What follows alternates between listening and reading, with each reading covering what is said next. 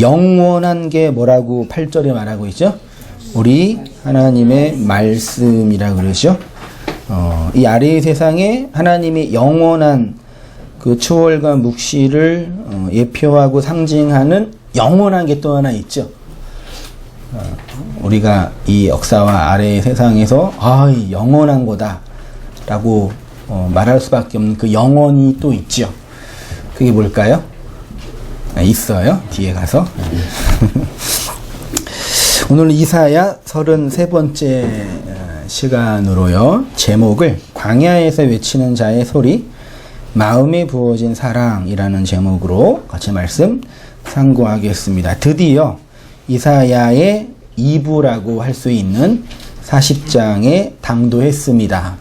알고 있는 분들은 37장, 8장, 9장은 열왕기 하에 있는 히스기야의 이야기가 반복되고 있어요. 37, 8, 9장이 어떤 내용인지 대충은 아시지요? 히스기야가 있고, 히스기야가 뭐에 걸렸어요?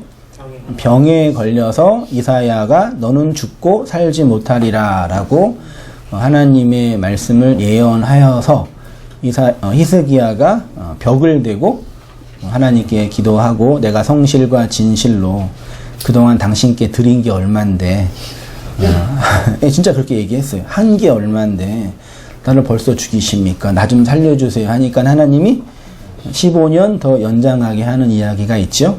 그래서 히스기야 이야기하고, 그 다음에 39장에 히스기야가 이제 국가의 운명을 크게 흔든 큰 죄를, 잘못을 범하지, 실수. 바벨론의, 그 당시에는 이제 아수르가 강대국이기 때문에 바벨론과 좀 이렇게 외교적 그 관계를 통해서 강대국인 아수르를 좀 어떻게 해보려고 했겠죠. 의중은. 근데 이제, 바벨론의 소위 말해 외교관을 그대로 이제 받아들여서 자신의 이제 보물창고, 양식창고를 이렇게 그대로 보여줘서 이제 바벨론으로 끌려가는 그런 이제 어떤 빌미를 제공하는 거라고 성경이 그렇게 이제 진술하고 있어요. 그렇게 끝나고, 역사가 끝나고 40장부터 이제 새로운 전환이 시작되고 있는 거죠. 40장부터 쭉 나타나고 있으니까 또 찬찬히 한번 읽어보시면서 성경을 통해 우리에게 말씀하시는 그 진리의 은혜들을 양식으로 삼았으면 좋겠어요. 40장은 이사야 전체를 두 부분으로 나누어 주는 분수령으로서 지금까지 주도적으로 전개했던 심판과 정죄의 메시지에서 위로와 구원의 메시지로 전환되는 도입부입니다. 40장부터 시작되는 이사야 후반부는 40장부터 66장까지죠. 총 몇 장이죠? 40장부터는 27장이죠. 우리 신약 성경, 구약 성경, 정경을 몇 권이라 그래요? 66권인데 구약을 39권이라 그러고 신약을 딱 성경과 이렇게 내용이 같아요. 이렇게 놀라운 어떤 내용인지는 모르겠지만, 그래서 앞에 부분은 구약적 진술이고 뒤에는 시작적 진술이라서 신학자들은 40장 이후의 이사야를 구약 안에 있는 신약이라고 흔히 이제 애칭으로 불립니다. 또 그도 그럴 것이 찬찬히 읽어보면은 서신서를 읽는 것 같은, 그러니까 서신서와 묵시가 좀 이렇게 혼합되어 있는 그런 느낌의 책이 40장 이후의 그 이사야예요. 그래서 어떤 이제 자유주의 신학자는 전반부의 이사야와 후반부의 이사야가 주제나 내용이 전혀 다르기 때문에 아마도 저자가 다를 거다라고 이렇게 의문을 제기하는데, 그거는 중요한 게 아니에요. 그만큼 새로운 어떤 전환이 진행되고 있는 내용이죠. 근데 이 40장부터 진행되는 27장의 구약 성경이 9장씩 세 단락으로 구분되어 있어요. 정확하게. 옛날 성경은 장절이 없었는데도 그렇게 구분되어질 수 있더라고요. 그래서 40장부터 48장은 바사왕 고레스를 통해 하나님을 예표하죠. 이스라엘을 구원하시는 성부 하나님의 구속 사역을 말하고 있는 것처럼 보이고요. 49장부터 57장은 고난받는 종 나와 있죠. 고난받는 여호와의 종 그리스도를 통해 우리가 해석한 입장에서는 하나님이 이스라엘 백성을 구원하시는 내용이라고 할 수 있겠고, 마지막에 58장부터 66장은 되게 묵시론적인 종말론적인 환상, 언어가 되게 긍정적이고 되게 그 환상적인 표현이에요. 되게 그러니까 교회가 새롭게 되어지는 그런 뉘앙스예요. 그러니까 묵시적 종말론적인 말씀, 성령 하나님의 사역을 펼치고 있게 보입니다. 다시 말씀드리면 40에서 48장의 사역의 주체는 성부 하나님으로서 역사의 주권자가 되시는 하나님의 역사를 통해 당신의 백성을 구원하시는 하나님의 구속사를 말하고 있다고 한다면, 49에서 57장은 구속사역을 위하여 이 땅에 말씀 육체로 오신 예수 그리스도의 희생에 대한 언급이 있고, 마지막 66장까지는 성부의 구속과 성자의 고난을 통해서 우리 마음에 성령으로 인쳐서 이루어지는 하나님의 나라에 대한 그런 소위 말해 비전이라 그럴까요? 그런 환상, 메시아 통치에 대한 영광, 예수님이 그걸 하나님의 나라, 천국이라고 표현했죠. 그런 표현이 성경에 쭉 기술되어 있다라는 얘기입니다. 그래서 40장부터 쭉 읽으면 마치 신약의 서신서를 읽는 것처럼 성부의 창세전 계획과 성자의 십자가의 희생과 성령 하나님의 연합을 고스란히 선포하고 있는, 마치 그 신약의 서신서의 에베소서 1장에 있는 내용을 확장하여 기술하고 있는 것처럼, 제 표현으로는, 제 느낌으로는 그런 느낌이 들었어요. 근데 40장은 이렇게 구원과 위로로 전환되는 장인데 전제나 배경이 필요하고, 왜 이렇게 이사야가 구원에 대한 이상적인 표현을 하냐? 그러면 전제가 있어야 되잖아요. 그러면 40장 앞에가 몇 장이에요?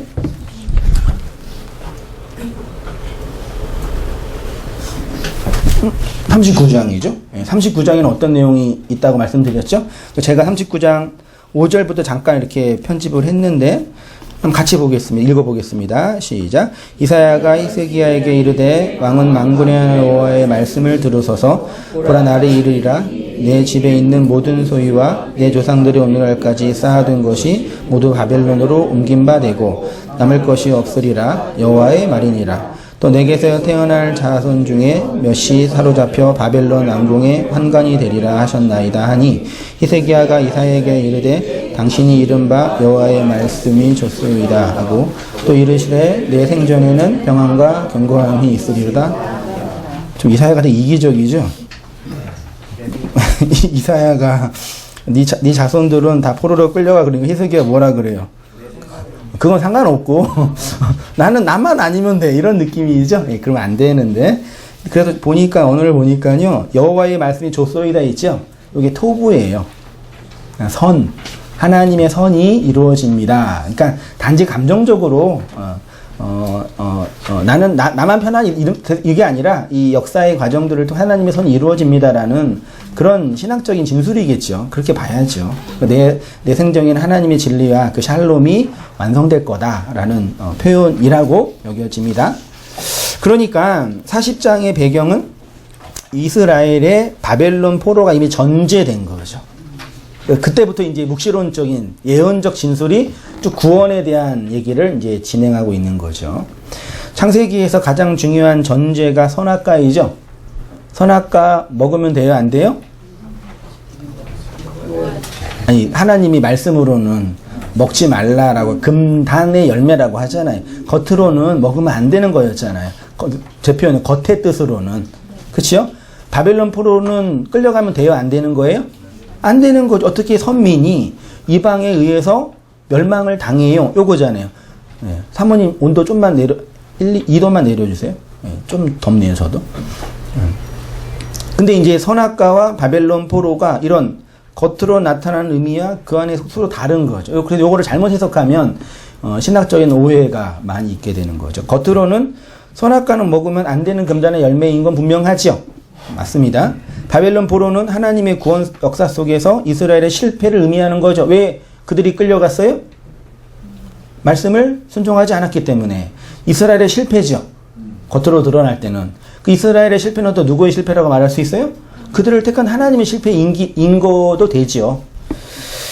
쉽게 말해 그렇게 되면 안 되는 것들인데 그렇게 되면 안 되는 것들인데 능력이 없어서 죄와 악이 가득해서 그렇게 됐다는 얘기죠. 원래는 안 되는 건데 이런 겉의 의미로 선악과와 바벨론 포로를 해석하면 하나님에 대한 오해, 왜곡, 편견으로 말미암아 그분과의 관계와 신앙생활에 있어서 매우 불편하고 모호함들이 해석되지 않는 어려움들이 나타나는 거죠.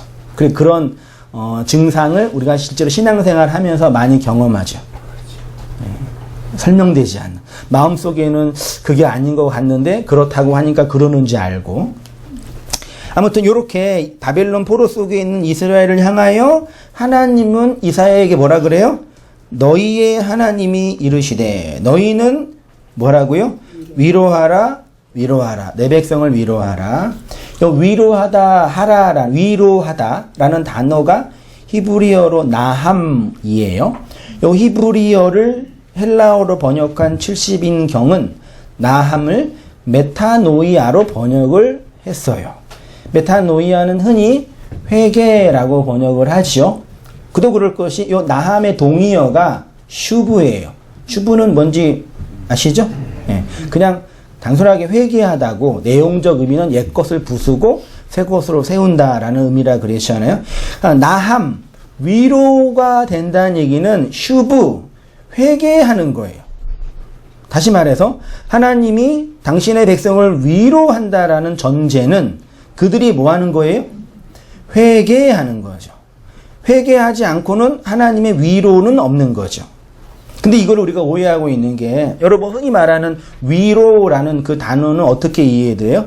여러분 교회에 오면 위로가 되십니까? 왜 비웃어요 벌써부터?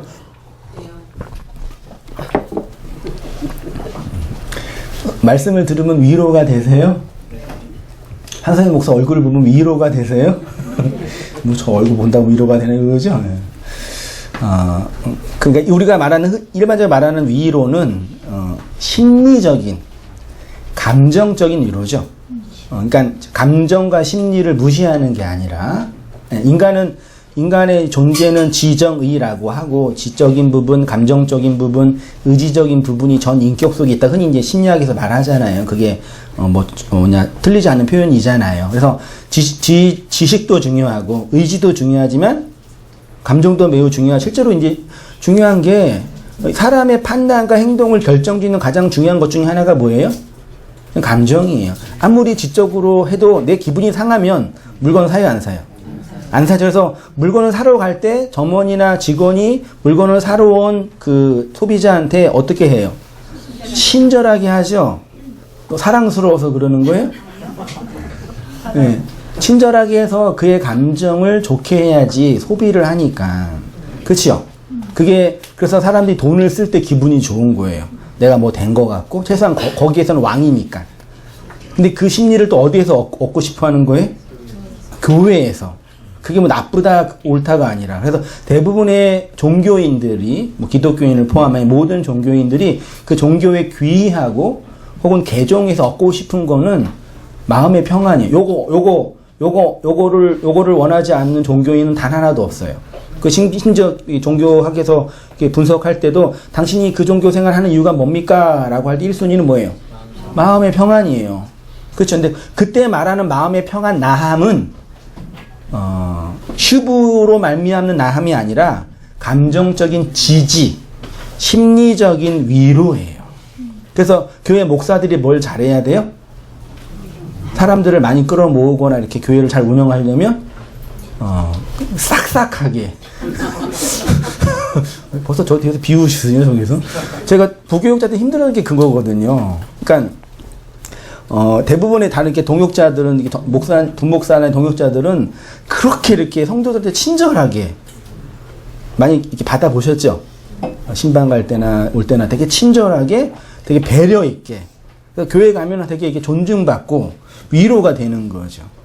근데 저는 태생적으로 그게 안 됐어요, 항상. 항상 들리는 그 컴플레인, 고객님들의 그 클레임이, 한성희 목사 뭐 설교는 못하는 거 아닌 거 하는데, 이렇게 좀 싹싹하게 안 한다. 대부분 교회 이렇게 고객님들이 이렇게 50, 60 넘는 이렇게 어르신들이잖아요. 이렇게요. 고객은 성도님들이. 그러니까 뭐 진리 구원 당연히 있고 또 예배 드리면서 헌금 내면서 교회에서 이렇게 좀 이렇게 대접받고 싶은데 그 대접의 핵심은 감정적 위로예요. 저는 하면서 나는 이 사역과 안 맞나 항상 그런 고민을 했어요. 그래서 항상 맨날 이렇게 컴플레인 올 때마다 항상 내 담임교사 실려가지고 좀 선생님께서 좀 이렇게 인사도 좀 잘하고 좀 그래서 많이 애쓰고 있어요. 제가 느껴지나요?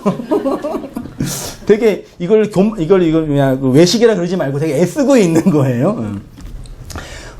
그런 식의 감정적 위로를 나함이라고 흔히 이해하죠.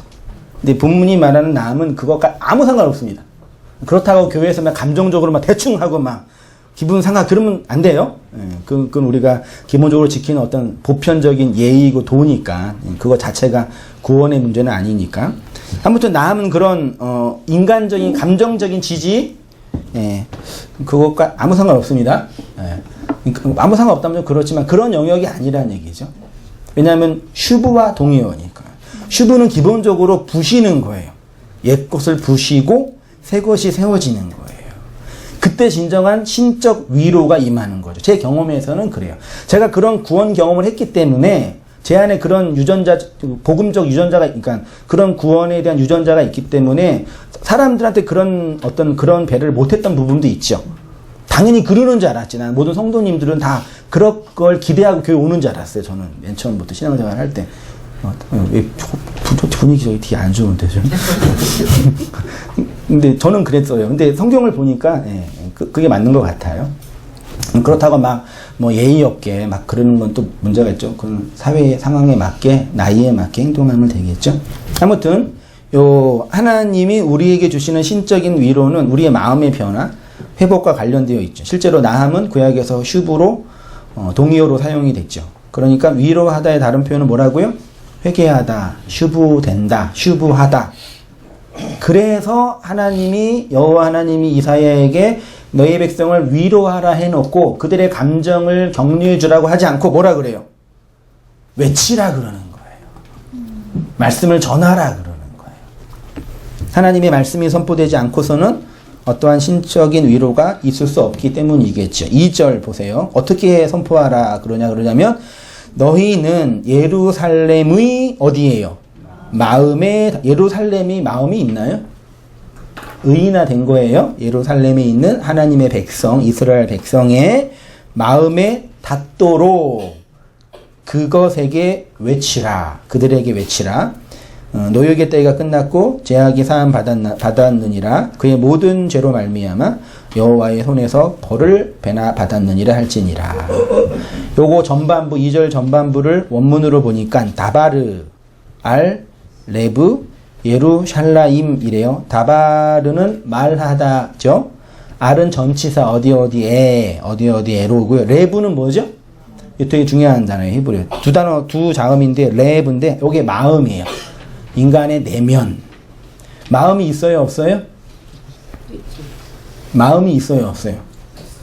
마음이 없다고요? 있지요. 그럼 어디에 있지요? 옛날 고대인들은 인간의 마음이 창자에 있다고 생각했어요. 그래서 창자가 끊어진다. 그거는 마음이 찢어진다. 우리는 흔히 마음이 어디에 있다 그래요? 심장에 있다 그러고 심장 뒤집어 까면 마음 보여요? 안 보여요? 안 보이죠?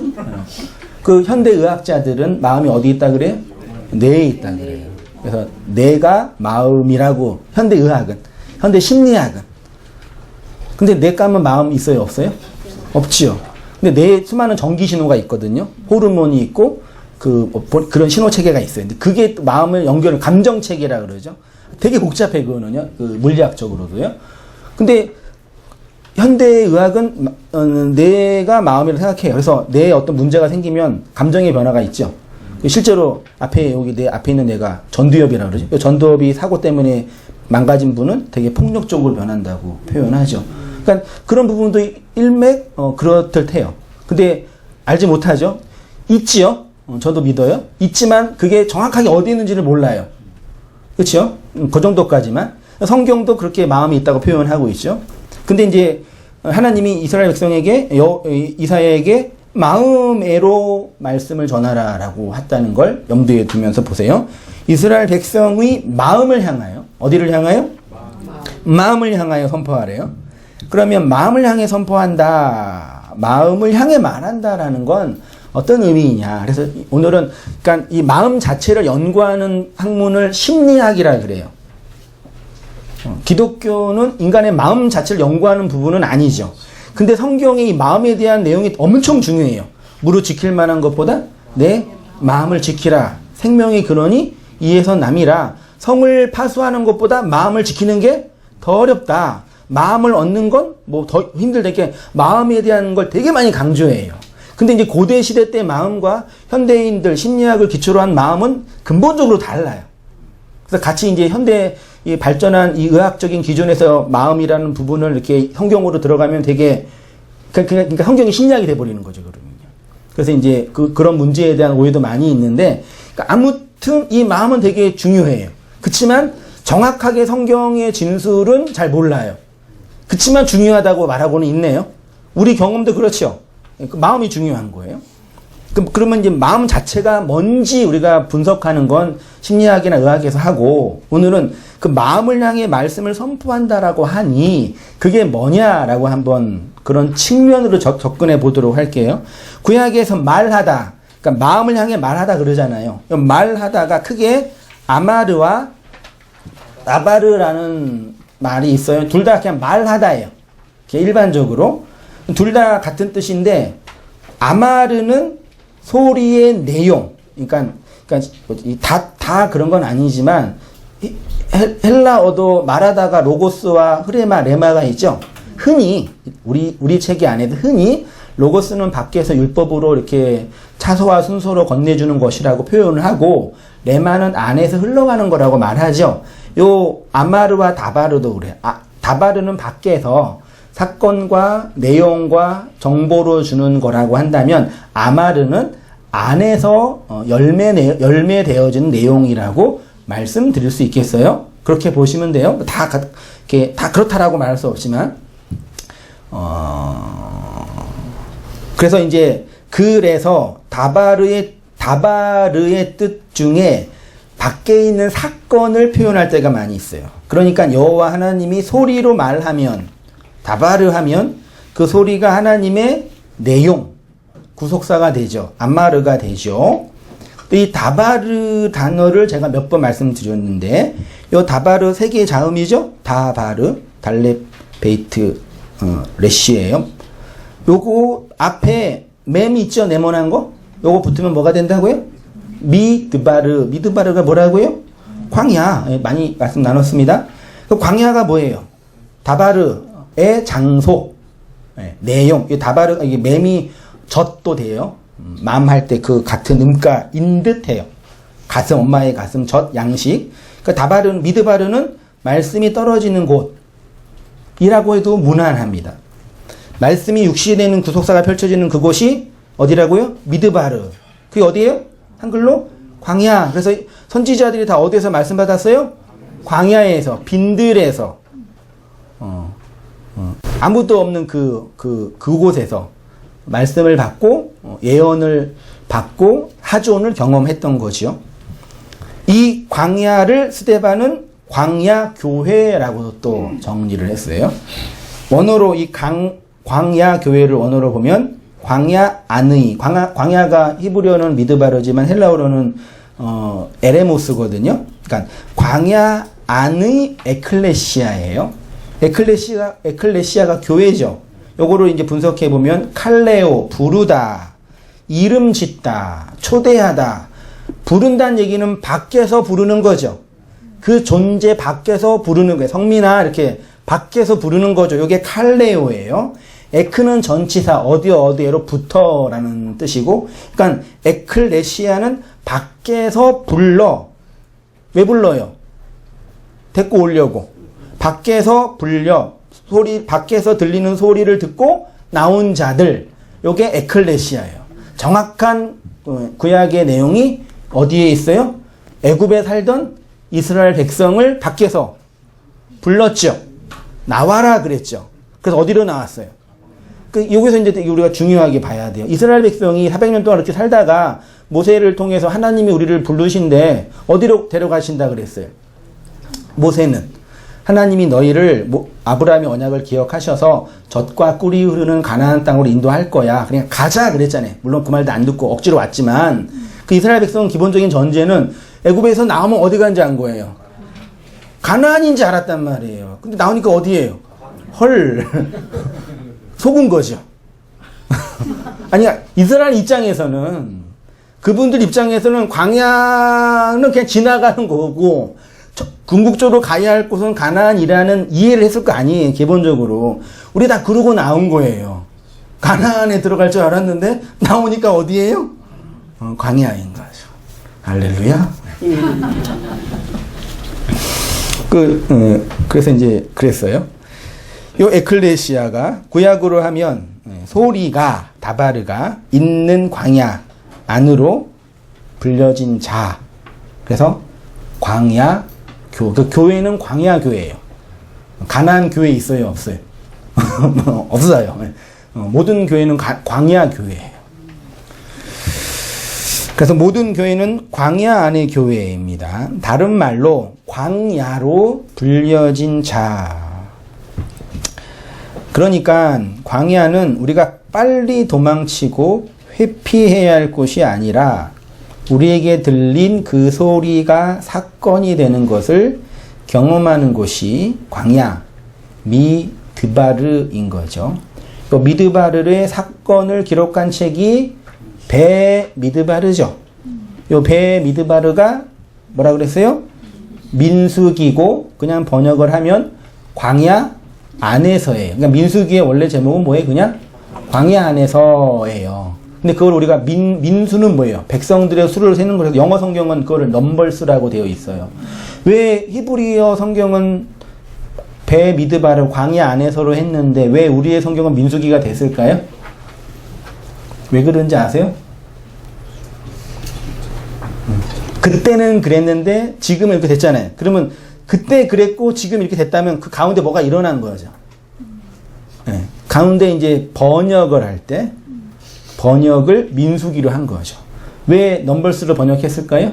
어디에서 그렇게 바뀌었을까요? 한번 말씀드렸는데 구약 성경을 신약 성경으로 번역한 성경이 70인경이라 그랬죠. 70인경은 알렉산드리아 지금 뭐 에집트 그쪽에 있는 고대 시대 때 지금의 뉴욕과 그런 것 같은 아주 문명과 과학이 발달한 최고의 도시예요. 거기에 디아스포라 유대인들이 많이 살고 있었고 지금처럼 장사를 잘해가지고 돈도 많이 벌었나 봐요. 근데 그분들이 신앙생활을 하는데 히브리어는 고대 언어니까 잃어버렸죠. 자신이 쓰는 언어는 헬라어죠. 그 성경을 하나님 말씀을 읽어야 되는데 못 읽으니까 그 히브리어를 헬라어로 번역한 게 뭐예요? 그 70인역이에요. 그래서 이제 이걸 문명사적으로 보면 히브리 문명은 동양 문명, 오리엔탈 문명이라 흔히 그래요. 헤브라이즘이라 그래요. 그래서 원래 기독교는 동양과 비슷해요. 원래 진짜 저도 이렇게 말씀 공부하고 가끔 동양 철학 책 보면은 너무 비슷해요. 근데 이 헤브라임 문명이 발전하면서 헤브라임 문명의 신학하는 작업을 어떤 문명을 데리고 온 거예요?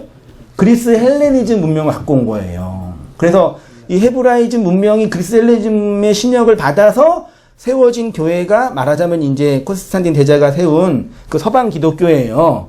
그러니까 알맹이는 동양적인데 겉에 옷은 헬레니즘을 갖고 있는 거 이성 중심에.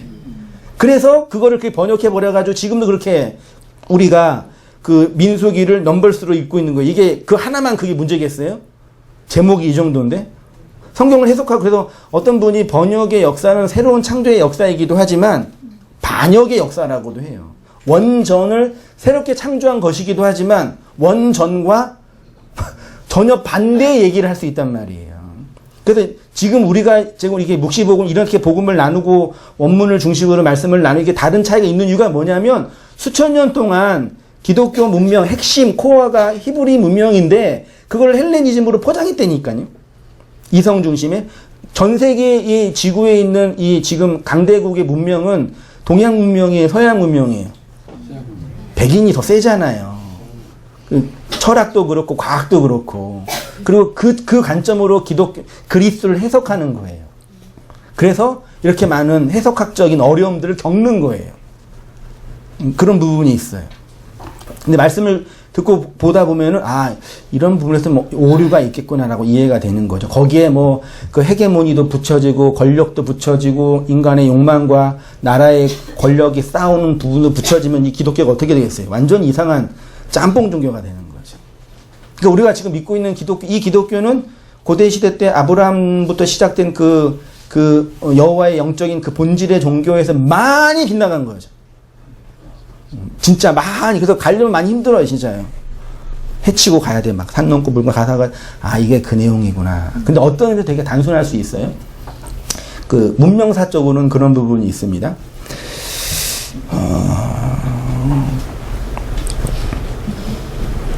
그래서 민수기에 하나님을 10번이나 거역했다고 했죠. 이스라엘 백성이. 하나님을 10번 거역한 사람이 누구예요? 바로예요. 네. 이스라엘 백성이 10번 거역한 게 아니라, 실제로 10번 거역한 게 아니라, 바로가 10번 거역한 걸 설명하는 거죠. 그러면 출애굽한 이스라엘, 애굽에서 나온 이스라엘의 내용은 누구라고요? 그게 바로예요. 이스라엘의 탈을 쓴 바로가 이스라엘 백성이에요. 그래서 걔를 뭐 한 거예요? 죽인 거예요. 바로를. 그 바로가 이스라엘의 탈을 쓰고 광야로 나온 것입니다. 성도의 탈을 쓴 악당이 누구예요? 그게 우리예요. 우리 성도죠. 거룩한 무리. 맞지요? 그 껍데기, 하나님이 이렇게 덮어준, 속에 있는 알맹이는. 인정하기 싫으시겠죠? 아닌데요, 목사님. 나는 속도 거룩한데요. 라고 말할 수 있는 분도 있을지도 모르겠지만, 저는 아닌 것 같아요. 그래서 이 광야 생활 속에서 어떤 경험을 해요? 내가 악당이구나. 그냥 껍데기만 그냥 성도로 이렇게 인정해 주시는구나. 나를 문득문득 경험하면서 깜짝깜짝 놀라죠. 그런데 그걸 어떻게 해요? 그거를 인정하지 않고 보지 못하는 거예요. 여러 가지 율법 행위와 그런 걸 실제로 안에 다 일어나고 있는데. 다 일어나고 있는데 이렇게 다 덕지덕지 붙여가지고 아니야 괜찮아 이렇게 다 이렇게 포장해 주는 거예요. 사는 게 힘들어 다 그렇게 다 포장해 주면서. 그래서 보세요. 사람들이 교회 출석할 때 그 교회 정착할 때 그 교회 성장한 그 사람들이 교회에 올 수 있게 만들어주는 그 프로세스가 뭐예요? 어떤 교회 사람이 정착해요? 지하교회 돼요 안 돼요? 이거는 교회 성장하기 위해서 치명적인 약점이에요. 빨리 올라가야 돼요 성장하려면. 진짜예요. 그렇죠? 주차장 있어야 돼요 없어야 돼요? 주차장 없으면 안 돼요. 안 와 사람들이. 저기 멀리 돼가지고 왔는데 또 딱지 뜨고 그럼 다음 주에 와요 안 와요? 안 와. 유아실 잘 돼 있어야 되죠. 안 돼 있으니까 더더구나 목사가 어떻게 해야 돼요? 되게 젠틀하고 박사학위도 있어야 되고. 나는 세상에 내 아는 어떤 지인이 미국에 가서 박사학위를 받는데 박사가 쉬워요? THM이 쉬워요? 어려워요? 얼마나 어려운데. 근데 왔다 갔다 3개월 하면 준대. 야, 어느 박사가 그러냐 그러는데 굳이 네가 박사를 받아야 하니까 목회에 도움이 된대요. 그러나요? 그러니까 이 바닥이 그 THM, PhD가 맞나? 아무튼 그거에 이렇게 도움이 된다고 하는 이유가 뭐겠어요? 물론 이렇게 대부분의 성도가 다 박사면 목사가 박사면 좀 나을 수 있겠죠. 그런 그게 뭐 인간이니까. 그게 이제 교회에 오는 더더군다나 박사뿐만 아니라 목사가 또 싹싹해야 되고 또 이렇게 친절해야 되고 배려 깊어야 되고 설교도 잘하지만 신방도 잘해야 되고 주는 거 다 잘 먹어야 되고 성격도 좋아야 되지만 또 날카로워야 되고 천사가 와도 그렇게 못할 거예요. 뭐 하다가 별 얘기했어요? 성도의 탈을 쓴 악당들이 그러니까 다 가끔 그 악당이 폭로될 때 놀라지 마시라고요. 맞다 그렇구나 이렇게 인정하고 이런 나를 변화시켜 주실 그 말씀을 기대해야죠. 그래서 이 광야를 빨리 건너가게 해주세요라고 기도하는 것이 아니라 이 광야에서 하나님의 사건을 내용으로 마음으로 잘 깨닫게 해주세요라고 기도해야죠. 그러니까 비록 악당이 성도의 탈을 쓰고는 있지만 광야 교회 생활을 통해서 성도에게 하시는 하나님의 구속 사건, 하나님의 은혜의 사건을 이해하고 마음으로 담는 것이 성도의 신앙, 이런 나를 하나님이 성도로 칭해 주셨구나. 그걸 뭐 성화된다라고도 표현하는 거죠. 그게 교회 생활이에요. 그게 교회 생활이요. 이것을 다른 말로 지식을 통해서 지혜를 얻는 것이라고도 할 수 있겠습니다. 흔히 지식과 지혜를 구분하지요. 지식은 밖에서 소리로 들리는 정보이지요. 지식으로는 구원 받아요, 못 받아요? 요거는 밖에 있는 거예요. 필요하지만 밖에 있는 겁니다. 다시 말해 나의 시간과 지혜는 그 지식이 내 인생 속으로 들어온 거죠. 그래서 구원을 지혜라고도 표현하죠. 지혜는 그 지식이 인생 속으로, 다시 말해 나의 시간과 공간 속에서 경험되는 사건과 내용이 지혜다라고 하죠. 그래서 지혜는 반드시 뭘 통과해야 돼요? 시간과 공간. 시간과 공간을 통과하는 걸 흔히 경험이라 그런 거예요. 그래서 경험치만큼 성숙하는 거죠. 지식이 유용한 이유는 뭐냐? 그 경험을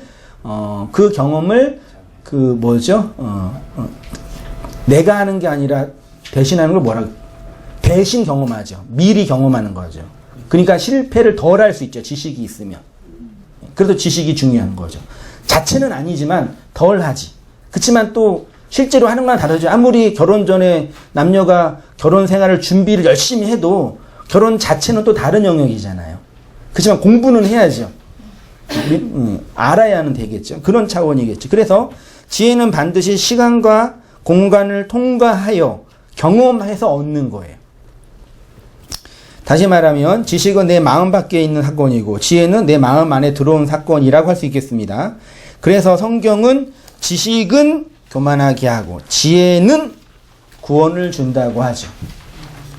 그러니까 하나님은 아마르를 요거 잘못되어 있어요. 앞에가 다바르예요. 다바르를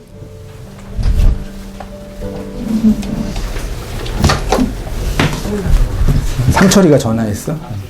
아니에요. 그러니까 다바르를 아마르로, 다바르가 밖에 있는 말이고 아마르가 안에 있는 내용이니까 이거 잘못했습니다. 죄송합니다. 로고스를 레마로, 율법을 진리로, 어둠을 빛으로, 불뱀을 노뱀으로, 예수를 그리스도로 설명하는 거죠. 하나님이 이것을 어디서 설명했냐면 어디서요? 광야에서 설명하는 거예요. 그래서 가나안으로 데리고 간다고 말해놓고 반드시 광야를 40이라는 인생의 내용으로 이끌어 가시는 거죠. 이스라엘이 광야에서 경험한 사건을 엑기스로 담겨 놓은 것을 뭐라 그래요? 그 언약궤라고 하는 거죠. 언약궤 안에 있는 만나가리 쌍난지팡이, 십계명 돌판이 그들의 광야 생활 속에서 하나님을 10번 거역한 그들의 바로성을 증명해내는 거죠. 근데 여호와의 영광이 어디에 나타났어요? 언약궤 위, 속죄에서 위에 나타났단 말이에요. 뿐만 아니라 불뱀 사건도 경험했습니다. 다 성육신하신 예수 그리스도를 상징하고 예표하는 것입니다. 그래서 밖에 있는 소리를 다바르를 하고 내 안에 있는 것을 내용 암마르라고 하는 것입니다. 소리는 뭘로 들어요? 귀로 듣고. 내용은 뭘로 받아요? 소리로 듣는 게 어려워요? 마음으로 받는 게 어려워요? 소리는 지식으로 듣는 거죠. 내용은 마음으로 받는 거죠. 요런 질문을 제가 한번 이런 생각을 제가 했어요. 계속 말씀 공부하고 저도 이렇게 살면서 특히 이렇게 말씀을 연구하고 있는 입장에서 여러분 입장에서 성경을 읽고 있는 독자로서 혹은 성경의 강론을 듣고 있는 회중으로서 혹은 개인적으로 성경을 묵상하고 있는 성도님으로서 한번 생각해 보세요. 성경이 어려워요? 쉬워요?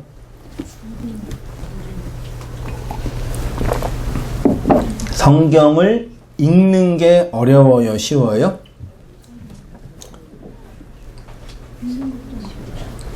뭐 읽는 게 뭐가 어려워요? 그냥 읽으면 되죠. 시간 투자하고. 요즘은 읽기 힘들면 그냥 이렇게 꽂아서 그냥 들으면 되잖아요.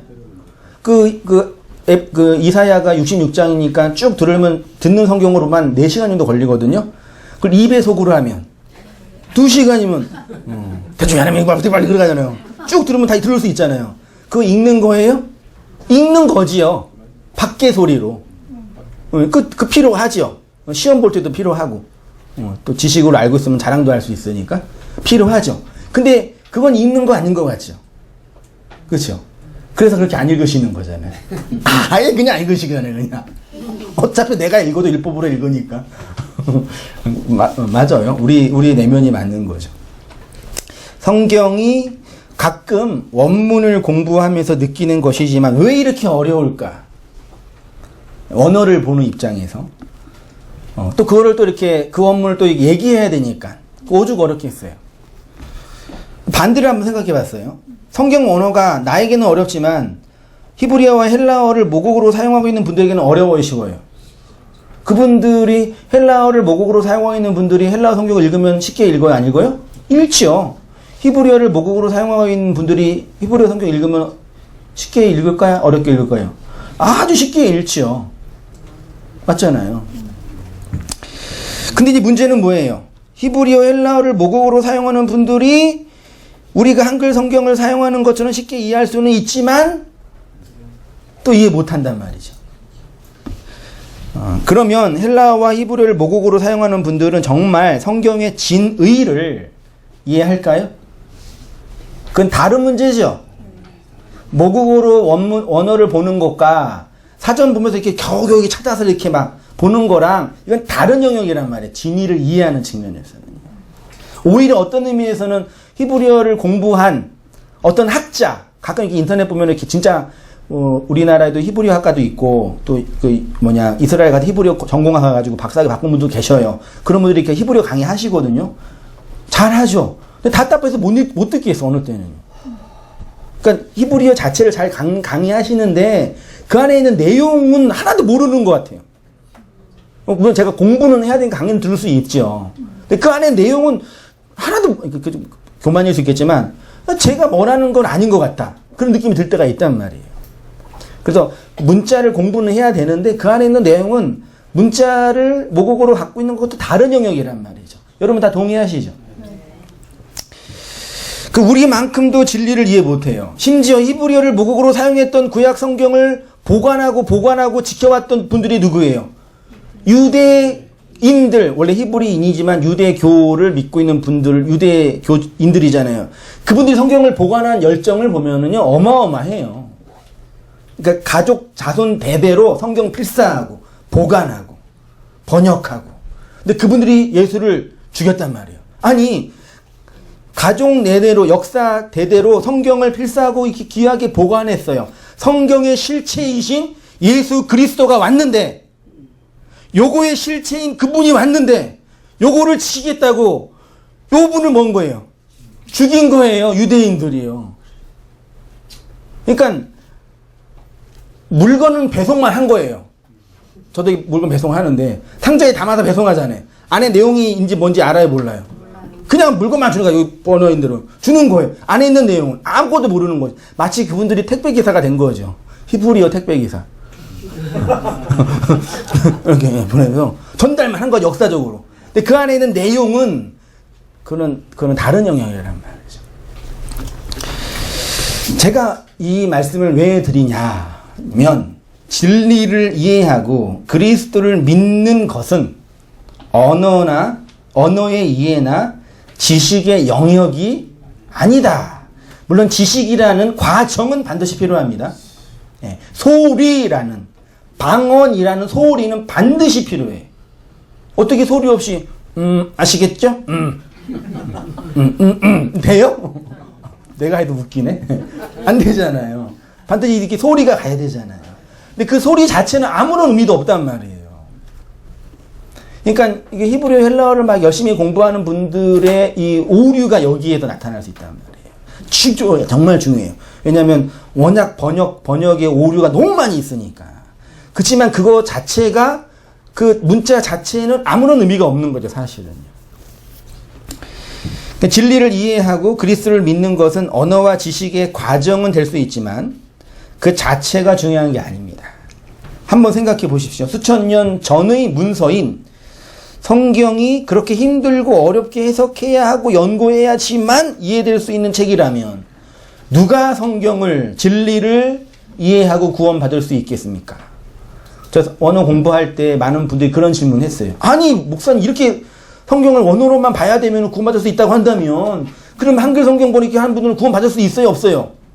없잖아요. 이렇게 되면 이유가 왜 그러지만 하는지 아시겠어요? 그분은 그 진리가 원어라는 문자를 통해서 온다고 생각하는 거예요. 아직 모르는 거예요.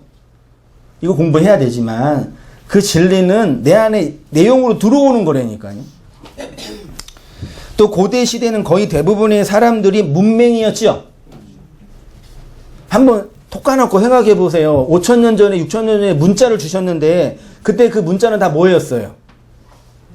상형 문자였어요. 상형 문자는 쉽게 말하면 뭐예요? 그림이에요, 그냥. 지금처럼 이렇게 이렇게 막 나누어진 문자가 아니라 그냥 그림으로 하나. 다 글도 몰랐어요. 다 노예였어요. 귀족이랑 제사장 층만 문자 가지고 있었어요. 신전에서. 그러니까 구전으로만 전했단 말이에요. 근데 그 문자 소리는 없어지니까 그거를 문자로 그려야 되는데 문자를 써도 일반 사람들은 못 알아먹으니까 그 문자를 뭘로 했어요? 그림으로 그려서 이게 하나님 그런 거예요. 말하자면 해 그려놓고 요거 하나님이야?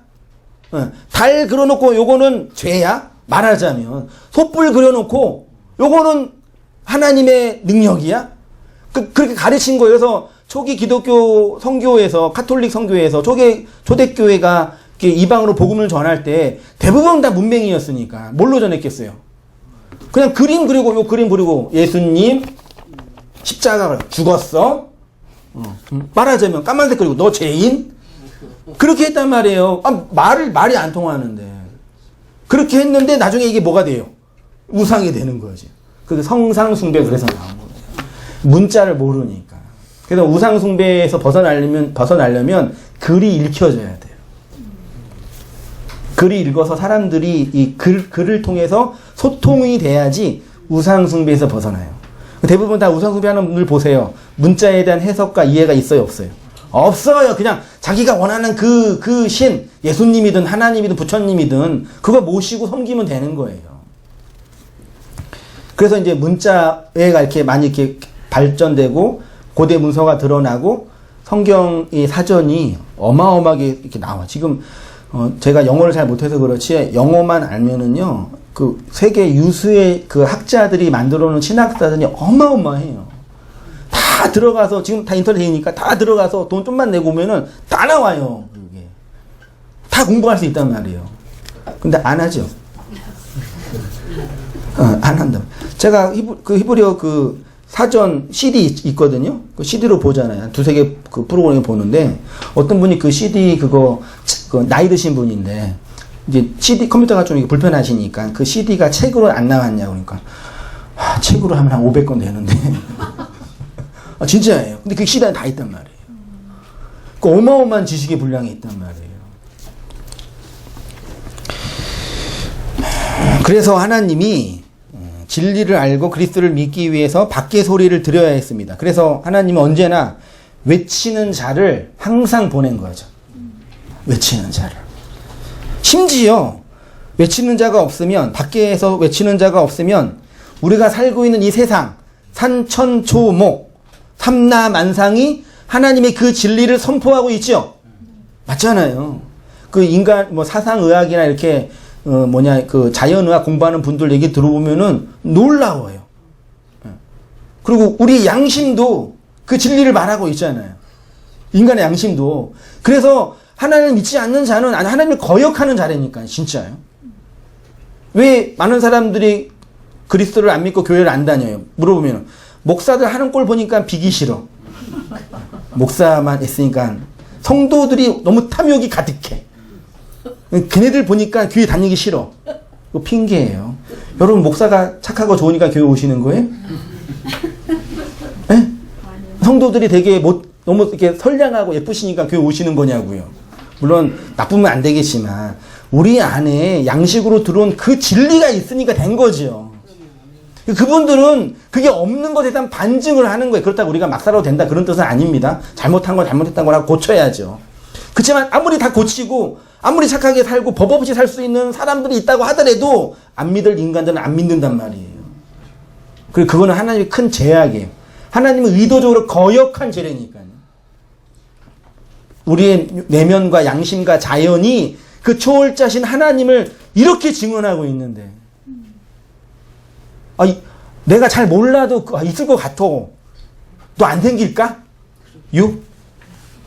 진짜 잘 몰라도 나 말고 다른 절대자가 있는 것 같아. 다 그거 있어야 사람들 안 해요.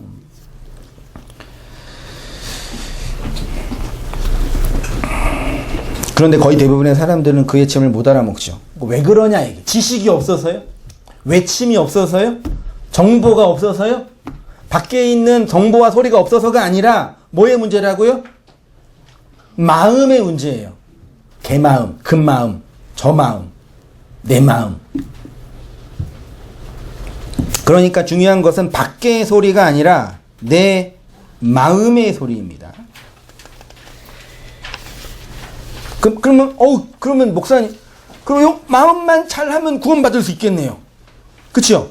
논리상 밖으로 안 되니까 내 안에 있는 마음만 잘 내가 이렇게 수양하고 조종하면 가능성이 있겠네요.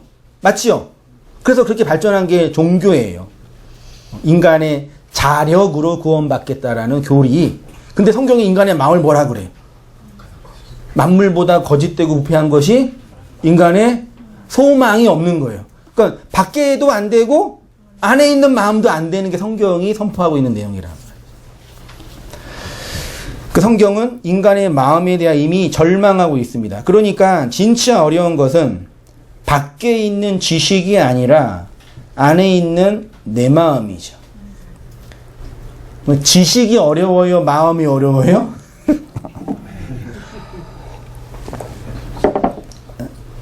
다 인정하시죠?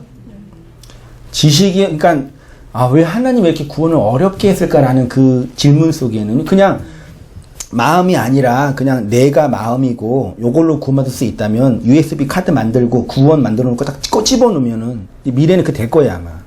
집어넣으면 구원되면 들어갈 거 아니에요. 그럼 구원받잖아요. 그렇게 안 하신단 말이에요. 마음이라는 곳이 있다니까요. 요 마음은 그렇게 안 돼요. 내 마음 나도 몰라 이거잖아요. 네 마음 니도 모르고 내 마음 나도 몰라. 다 우리가 왜 싸워요? 그 마음 몰라서 싸우잖아요. 그럼 어떻게 알아? 마음에 있는 거 얘기도 안 하는데.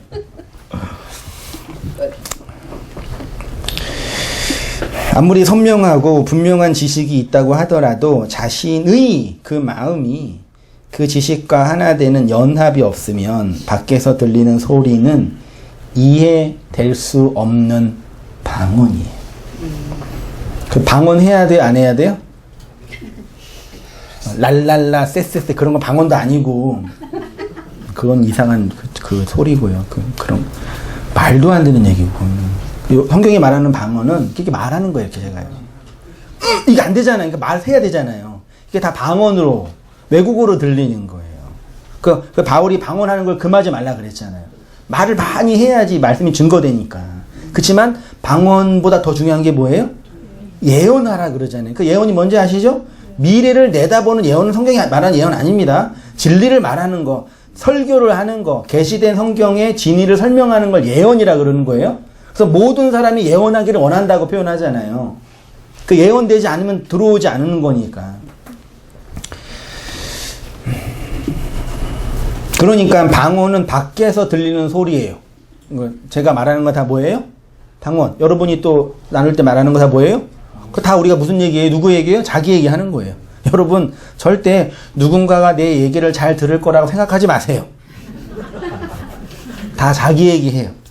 그 너무 많이 뭐라고 하시고 왜 내 얘기 안 들으지 마시고 우리는 다 자기 얘기해요. 근데 구원의 가능성은 뭐냐면 우리의 마음과 마음이 이어지는 걸 흔히 이심 전심이라 그러죠. 내 마음을 그리스도의 마음으로 하나 된 거니까 그 마음이 전해지는 걸 진리를 전하고 나누는 거라고 표현하잖아요. 그게 진정한 나눔이고 코이노니아 교제죠. 모임의 나눔, 모임의 교제. 그래서 하나님이 우리를 굳이 인생 광야의 길을 거닐게 하십니다. 그냥 나타나셔서 진리를 주시면 되는데 베미드바르 안에 있게 하십니다. 그러니까 세상 사람이 그리스도를 모르는 사람이 인생은 광야다 라고 하는 은유적 표현은 뭐예요? 그냥 힘들고 어려운 거죠. 이 성경이 말하는 광야는 하나님 말씀이 마음에 떨어지는 현실이에요. 하나님이 모형과 상징으로 주신 것을 어렴풋하게 추측하는 것뿐입니다. 그러니까 성도에게 있어서 광야는 단순히 육체가 고생하고 어려움을 겪는 곳이 아닙니다. 육체에 대한 고생과 어려움은 어떻게 해야 돼요? 네? 제가 방법론 가르쳐 드릴까요? 저도 몰라요. 잘 견디든지 아니면 좀 안 하도록 미리 예방을 하든지. 어르신들 이제 60대 넘으시면 가장 큰 화두가 뭐죠? 건강이잖아요. 자식 결혼 빼놓으면 건강이잖아요. 건강해서 어른들의 로망은 병 안 걸리고 암 안 걸리고 뇌출혈 없이 편안하게 자다가 가면 좋겠다라는 게 로망이시죠? 그런 일은 일어나지 않을 거예요. 죄송해요. 병 걸려 죽으실 거예요. 암에 걸리시든지 심장질환 때문에 쓰러지시든지 심지어 사고를 당할 수 있어요. 우리가 죽을 때 그냥 뿅하고 죽으면 제일 좋겠지요. 저도 그러면 좋겠어요.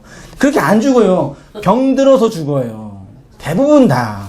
근데 그게 그렇게 소망하면서 이렇게 로망한단 말이에요.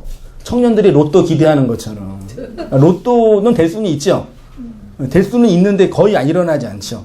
그게 편안하게 돌아가시는 거는 그냥 우리의 로망인데, 그냥 나이 들면은 몸이 약화돼서 이렇게 쇠약해서 병 걸려 가는 거죠. 그걸 뭐 저주네, 뭐 어떻게 젊은 목사가 그따위 말을 하네, 그러지 마세요. 제가 젊어서 아직 인생을 못 살아 그럴 수도 있겠지만 자연스러운 과정이잖아요. 이게 어떻게 받아들여야 돼요? 내가 이제 늙어서 이렇게 가구나, 이렇게 힘이 약해지구나. 그렇게 인정하고 그 병과 잘 싸워서 치료를 받든지, 그 다음에 그렇지 않으면 그냥 먹고 마시고 생활하는 걸 잘해서 좀 잘 유지하든지, 그럴 수밖에 없잖아요. 근데 걱정은 마세요. 암보험도 잘 돼 있고, 의학이 잘 발전해가지고, 요즘은 웬만하면 3, 4기 아니면은 다 이렇게 치료 잘 받으시고, 점점점 그런 치료가 잘 돼가지고, 이제 우리의 이제 생명 연장은 더 잘 될 거예요. 심지어 정말 과학이 발전하면 세포 이식까지 해가지고, 불로장생? 또 가능하지 않을까. 그렇게 살아서 뭐 하려고 또. 아멘요. 그러니까, 그런 날도 올 거예요. 아마 진짜 암도 정복이 되고. 그치요? 그런 날 올 거예요. 근데 그거는 진리와 이 광야 인생에서 진리를 알아가고 구원받는 거랑 또 다른 영역이잖아요. 죄송합니다. 우리 어르신들 많이 계시는데.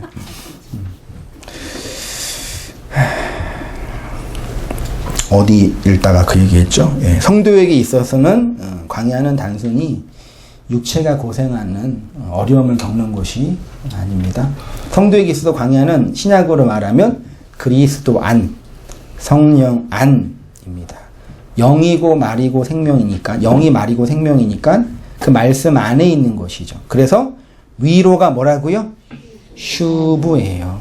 내 백성을 위로하라는 것은 슈브시켜라 라는 것이겠죠. 그래서 옛것을 부수고 새 것으로 세우기 위해서 애굽에서 나와 광야로 이끄시는 거죠.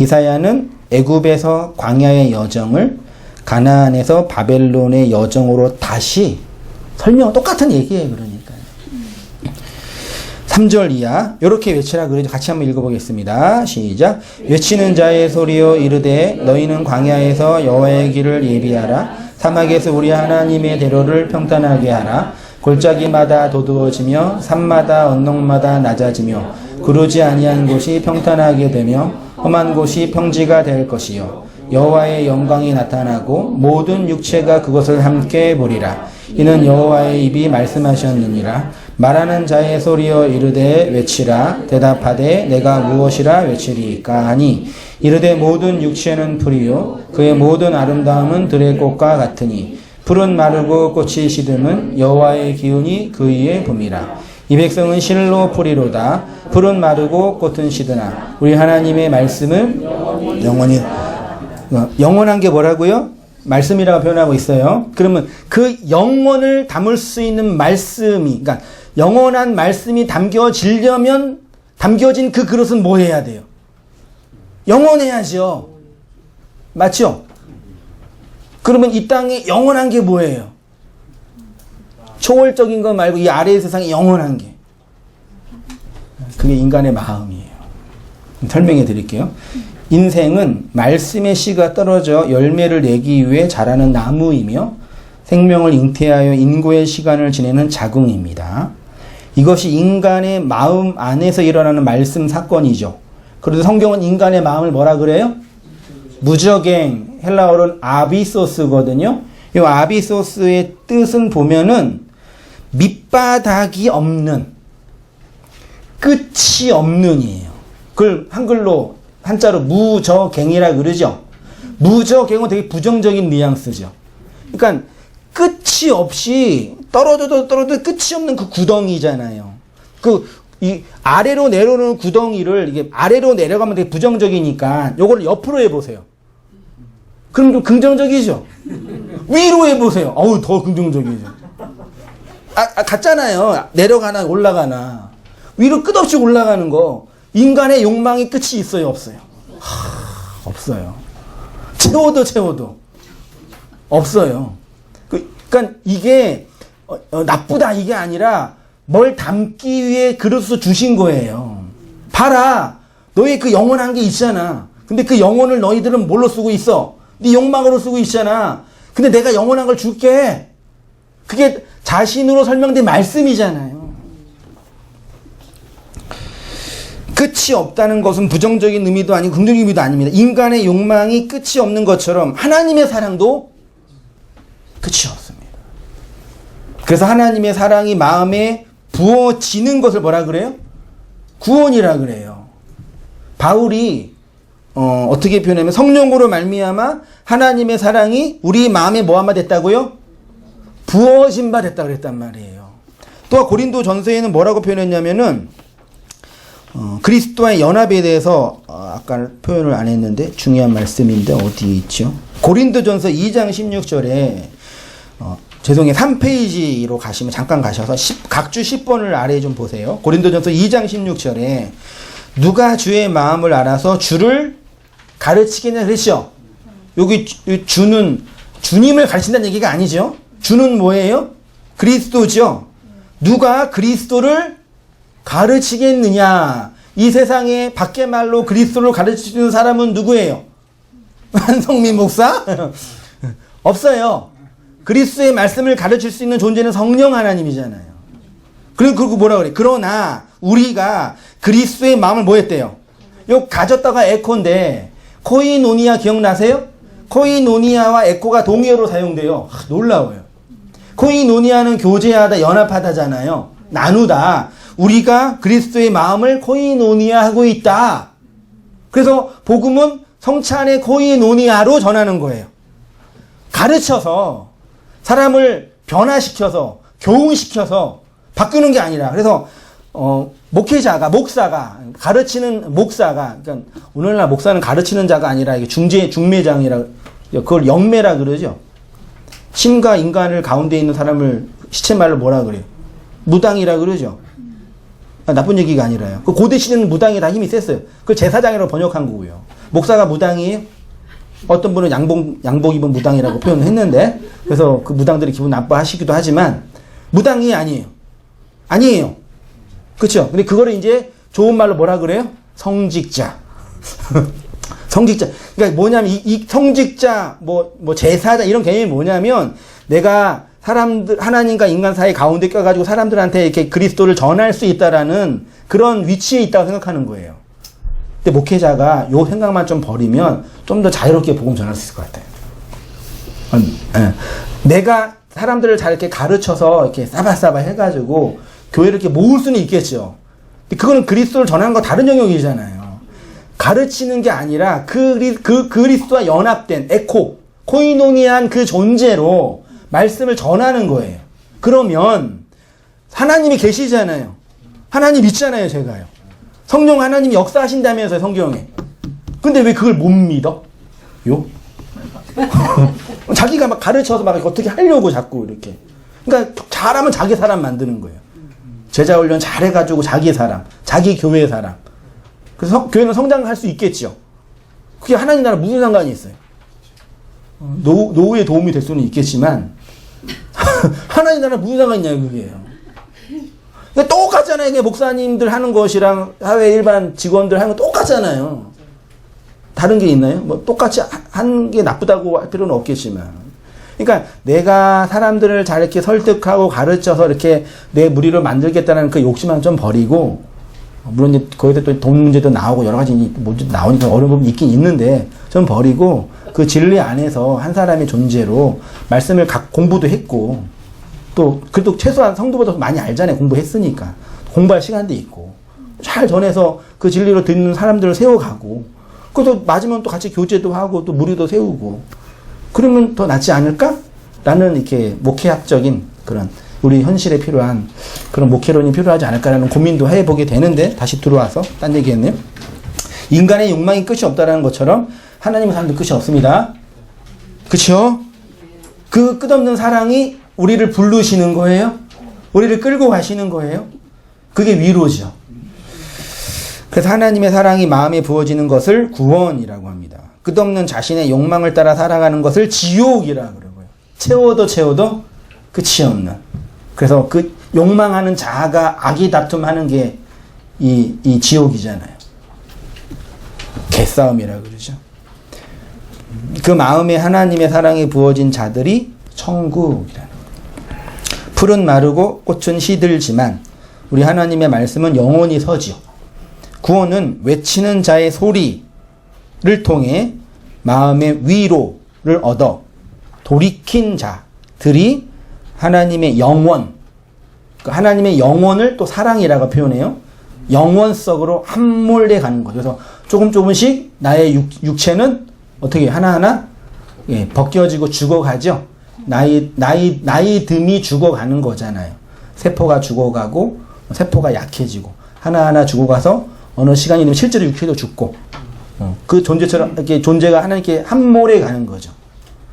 그 그림이 이 땅의 부부관계 속에서, 사람 관계 속에 있잖아요. 최소한 결혼한 부부가 싸우지 않고 사랑하려면 어떻게 해야 돼요? 서로에게 함몰해 가야죠. 그래서 부부가 나중에 이제 뭐 잘 살면은 서로 닮아간다고 표현하잖아요. 그럴 수밖에 없겠죠.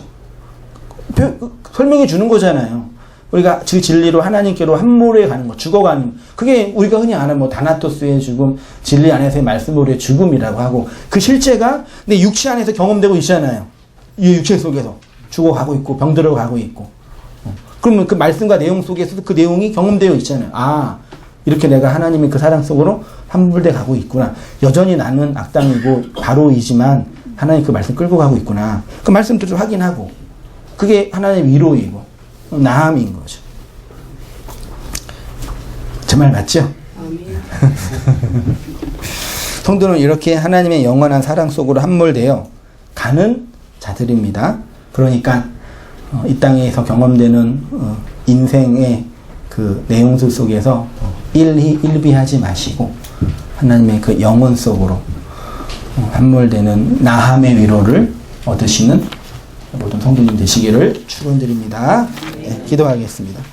하나님 아버지, 광야 안에서, 미드바르 안에서 올려 퍼지는 주의 말씀들을 통해 우리를 하나님의 사랑과 영원 속으로 이끄시고 함몰에 가시는 하나님의 사역에 대해서 말씀 살피고 나누었습니다. 우리 안에 그 무적행의 욕망이 있음을 통해 부정하고 금욕하는 차원 정도가 아니라 그 하나님의 영원한 사랑으로 함몰시키고 그리스도와 연합하고 그 진리의 코이노니아 속에서 살아가도록 이끄신다고 말씀해 주사오니 이 은혜의 내용들을 따라 인내하며 살아가는 저희 모든 삶들 다 되어지도록 주님 인도하여 주옵소서.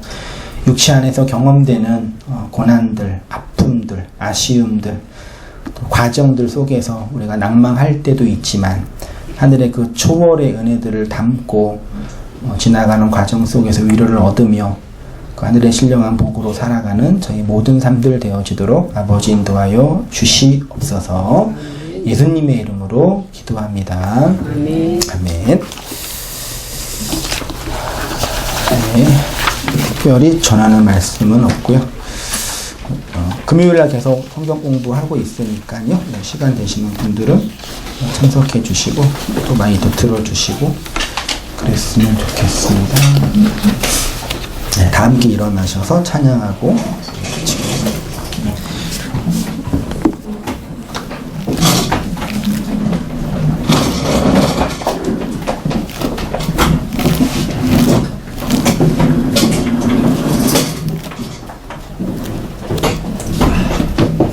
30번 찬양할게요.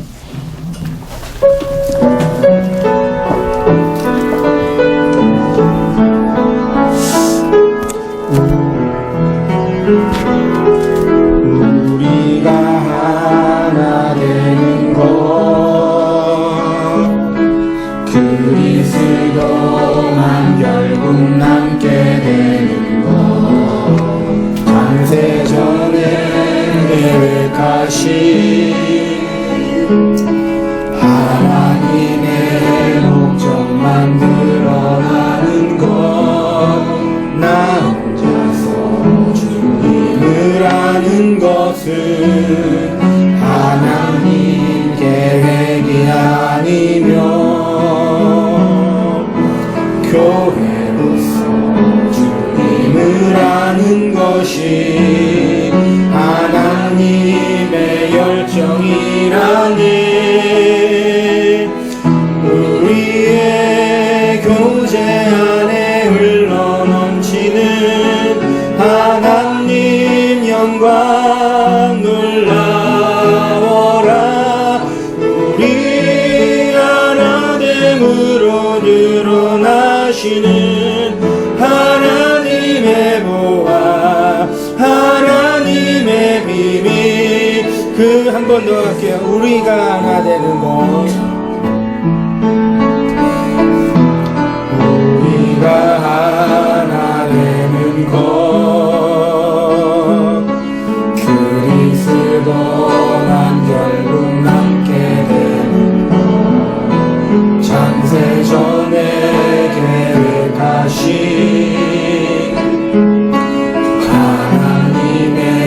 목적만 드러나는 것 나 혼자서 주님을 아는 것은 하나님 계획이 아니며